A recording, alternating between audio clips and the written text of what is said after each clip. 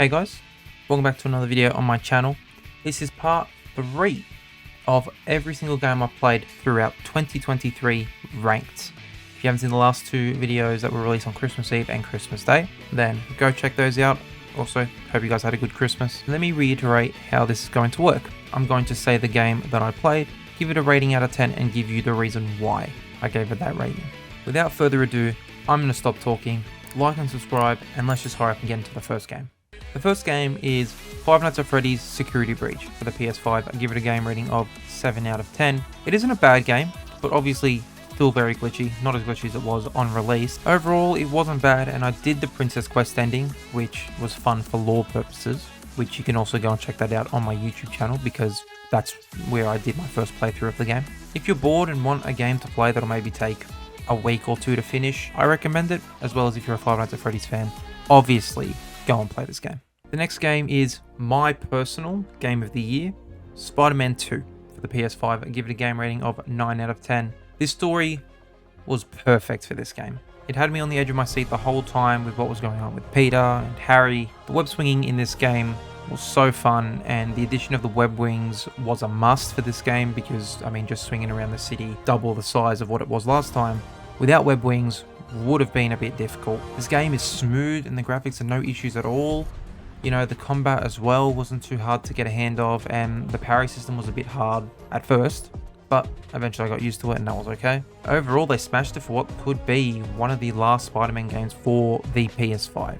I'm not too sure that they will release another one just in time for the PS6 comes out in 2027 or 2028. I reckon that'll be a release game for the PS6, but overall they smashed it. I think it should have at least won some more things at the Game Awards, at least one thing. They didn't get nominated, they didn't get one win for anything, but yeah, overall, game's amazing. My game of the year. The next game, which I don't have any gameplay for, is Pokemon Violet for the Nintendo Switch. I give it a game rating of 5 out of 10. You're probably just seeing the trailer for it. And I never got properly hooked onto this game. You know, I played it here and there throughout the year, but I just never got around to finishing it. There was just too much to do, which is not a bad thing sometimes, but for me it was. I was just also very confused by the story. You know, it didn't really make sense to me. But if you're a Pokemon fan, then yeah, it's probably a really enjoyable game, but just not for me.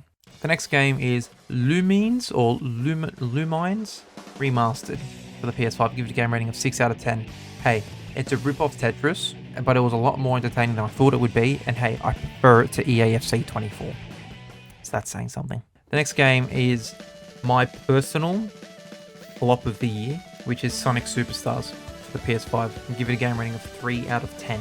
This game sucks. It's horrible. I fucking hate this game with a passion.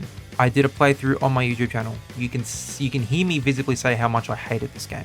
Now, is the game actually horrible? Probably not. I just didn't enjoy it because I don't really like 2D Sonic games, even though I'm a massive Sonic fan. Hey, call me a fake Sonic fan all you want for that. I didn't enjoy that, and I didn't enjoy Mania. I didn't play Origins because I knew I wouldn't enjoy it. Hence why I don't know why I bought this game. Like, besides Generations, and that wasn't even fully 2D, I don't think I've ever liked a 2D Sonic game. You know, I'd understand it'd be a fun game to play with family and friends, but by yourself it is just tedious and boring and just shit, and I hated it, and you can tell how much I hate this game. Even though it's not the lowest rated game on my entire 2023 list, this is my least favorite game. The second last game is I Am Bread for the PS5. I gave it a rating of 2 out of 10. Why? I couldn't make it past the first level. That's it. Now, before we get on to the final game that I actually played this year and finished, I'm going to just run through some games that I actually, you know, have started playing this year, but stuff happened in the meantime, so I'll just quickly go through those. Starfield was one of them. I got soft locked about 3-4 hours into the game, and just since then I've not touched it. I will go back to playing it next year, so that'll be on next year's list. As well as Persona 3 Portable. I started playing that, and then I realized the game's 60 hours long.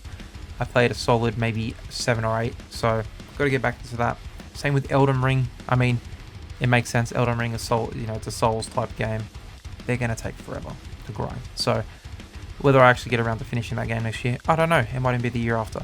High on Life was another one I started, and I was kind of just like, I've started this. I want to finish it later on this year. Never got around to finishing it, so that's a game I do want to finish. And the last game is Minecraft Legends. Started playing it, then got a bit carried away with some other games like Spider-Man 2 and Five Nights at Freddy's. Those games will be in next year's list, but I did start all of those games that I just mentioned. It's just a matter of when will I finish them. And we move on here to the final game that I played and finished in 2023, I nearly said 2024. That would be Ghost Runner 2 for the PS5. I give it a game rating of 6 out of 10. This game had corny dialogue. The dialogue timing was very, very bad, and there were a lot of glitches. But that is to be expected from a game that solely relies on fast movement. It makes sense, you know. Other than that, it was a decent game and even more difficult than I was expecting it to be. Last year, I rated the first Ghost Runner game at 8 out of 10, and that was really difficult. And I was looking at this game like, okay, I can't wait. This is going to be such a rage-inducing game. I can't wait. And it was hard. But yeah, it's not better than the first game. But overall, still not too bad. I would recommend playing it. Just don't really try and look into the story or really care about the dialogue timing. Otherwise, you will be very pissed off. That's it for the 2023 games that I played this year. A decent amount of games. I played more this year than I did last year in terms of new games. There were still games that I played like Rocket League, Fortnite, Siege, you know.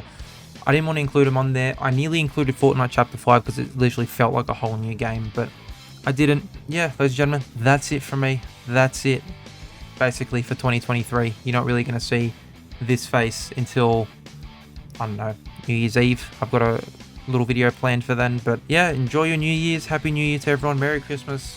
Happy holidays. Enjoy your time. Spend it with your family, your friends. Enjoy it. But yeah, that's it from me. Like and subscribe, and see you guys all in tomorrow's video, which is Ghost Runner 2. Yes, you guys haven't seen the end of it. I've finished it. It just needs to be uploaded, and probably uploaded within the new year, the ending. So, ladies and gentlemen, that's it from me. See you guys all in my next video. Where is that?